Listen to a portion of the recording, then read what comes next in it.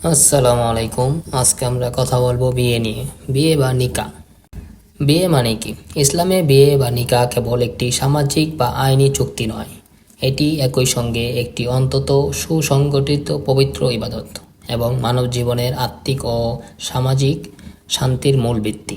এখন আপনারা বলতে পারেন, বিয়ে তো আমরা সবাই জানি, এটা আবার বলার কি আছে?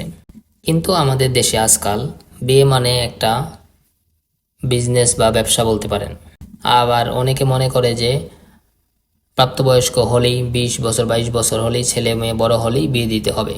কিন্তু আসলে বিয়ে মানে কি, বিয়ে কেন করতে হয়, বিয়ের জিনিসই জানে না, বাবা মাও জানে না, না জানে ছেলে মেয়ে, শুধু তাদের ধরে বিয়ে দিয়ে দেয়, শেষ।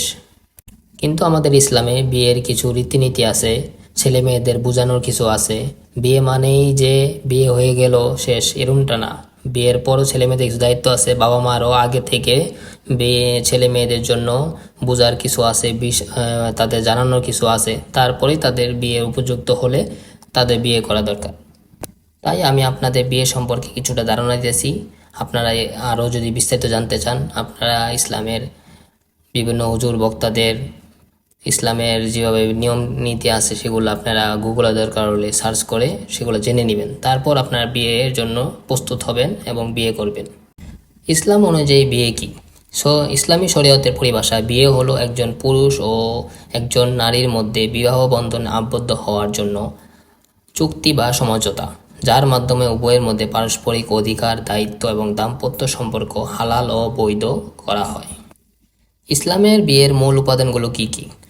প্রস্তাব বা সম্মতি। উপযুক্ত পাত্রপাত্রীর পারস্পরিক স্বাধীন সম্মতি প্রয়োজন। দুজনের মতামত নিয়ে তাদের পছন্দ অপছন্দ, তারপর বিয়ের প্রস্তাব দেওয়া এবং বিয়ের জন্য রাজি হওয়া। কারণ জোরবশত বা জোর করে কোনো বিবাহ দেওয়া বা বিবাহ করানো এগুলা ঠিক না, এটা আমাদের ইসলামে নিষেধ করেছে। তারপর দেন মোহর। পুরুষের পক্ষ থেকে নারীকে প্রদত্ত নির্দিষ্ট অর্থ বা সম্পদ দেওয়াকে দেনমোহর বলে এবং দেনমোহরের যে টাকা ধার্য করা হয় সে টাকা বিবাহ করার পর স্ত্রীর হাতে তুলে দেওয়া, এটা সুন্নাহ।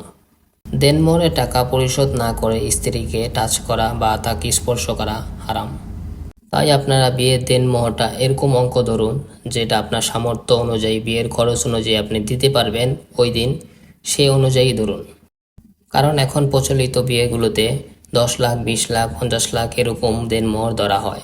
মেয়ে বাড়ি থেকেও বলা হয় এবং ছেলে বাড়ির পক্ষ এরকম ধরে বিয়ে দিয়ে দেয়, কিন্তু এই টাকা দেওয়া হয় না, এইভাবেই সংসার জীবন চলা শুরু করে। কিন্তু আসলে ঠিক না। আপনার ছেলে বাড়ি থেকে তাদেরকে বোঝাবেন, মেয়ে বাড়ি থেকেও তারা আপনারা বোঝার চেষ্টা করবেন দেনমোহরের যে টাকাটা সেটা এরকমভাবে ধরা হোক যাতে ছেলে ওই দিন তার স্ত্রীকে দিয়ে দিতে পারে এবং সেই অনুযায়ী ইসলামের যে নিয়ম নীতি সেভাবে তারা জীবনযাপন করতে পারে। তারপর বিয়ের জন্য প্রয়োজন সাক্ষী, অন্তত 2জন প্রাপ্তবয়স্ক ন্যায়পরায়ণ মুসলিম সাক্ষীর প্রয়োজন। বিয়ে কোনো সামরিক বা কেবল শারীরিক আনন্দের মাধ্যমে নয়, বরং এটি দু পরিবারের সংযোগ এবং জীবনের শেষ দিন পর্যন্ত একে অপরের সুখ দুঃখ ভাগ করে নেওয়ার একটি অঙ্গীকার। তাই আমরা আসুন বিয়েটাকে সহজ করে দেই এবং ছেলে মেয়েদের প্রাপ্তবয়স্ক হওয়ার পরই তাদের বিয়ে দিয়ে দেই এবং আমাদের ছেলে মেয়েদেরকে বিয়ে সম্পর্কে বুঝাই, বিয়ে সম্পর্কে জানাই। এবং বিয়ে মানে এই না যে বিয়ে হয়ে গেল শেষ। বিয়ে করার পর অনেক দায়িত্ব কর্তব্য ছেলে এবং মেয়ে দুজনেই রয়েছে। আমাদের বাবা মার উচিত ছেলে মেয়েদের আগে এগুলো বোঝানো, তারপর তাদের বিয়ের পিঁড়িতে বসানো। এবং বিয়ের যে নীতিমালাগুলো সেগুলো ইসলামের যে নিয়ম নীতি সেগুলো সহজ করে দিই, কঠিন না করি, টাকা পয়সা অঙ্কে না যাই, যৌতুকে না যাই। আশা করি আপনারা বিয়ের অর্থ বুঝতে পেরেছেন এবং বিয়ে যে কত বড় নিয়ামত বা ইবাদত। বিয়ে প্রত্যেকটা মুসলমান জাতির জন্য একটি সুন্নাহ বা ফরজ কাজ বলতে পারেন। তাই আপনারা বিয়ে করুন, সময় হওয়ার সাথে সাথে বিয়ে করে ফেলুন এবং আপনার তাড়াতাড়ি বিয়ে করে আপনার চরিত্র এবং ঈমান রক্ষা করুন। বিয়ের অনেক গুরুত্ব রয়েছে, সেগুলো মনে ইসলাম আল্লাহ তাআলা বলে দিয়েছেন। আমরা পরের ভিডিওতে আমরা এর বিস্তারিত জানবো। আজকে এই পর্যন্তই। ভালো থাকবেন, সুস্থ থাকবেন। আসসালামু আলাইকুম।